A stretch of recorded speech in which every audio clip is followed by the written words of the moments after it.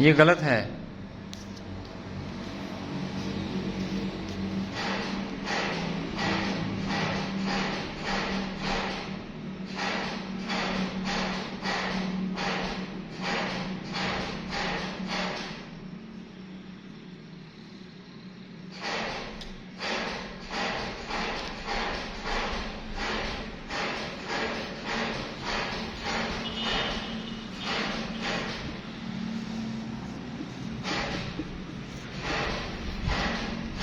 ये देखो जरा, ये कौन सा वर्ब है? खोंग बू हादा। असूल नंबर 4 जो है वो पढ़ो जरा, क्या कहता है असूल नंबर 4?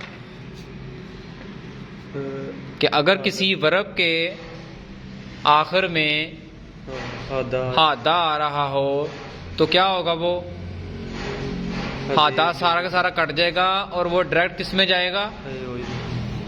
हेयो में। ऐसे ही है हेयो में। ये तो वो जो हादा है ये बन जाएगा हेयो, तो ये फिर बन गया खोंगबू हेयो। बस सिंपल इतना है, खोंगबू हेयो। इसका क्या मतलब है खोंगबू हादा का? पढ़ाई करना। पढ़ाई करना, पढ़ाई करना। तो ये जब फिलहाल ग्रामर में चला गया, मौजूदा जमाने की ग्रामर में, तो ये बन गया पढ़ाई करता हूँ। करता हूं। अब समझ आ गई इसकी? खोंगबू हेयो। ये लो नेक्स्ट लिखो, शाबाश।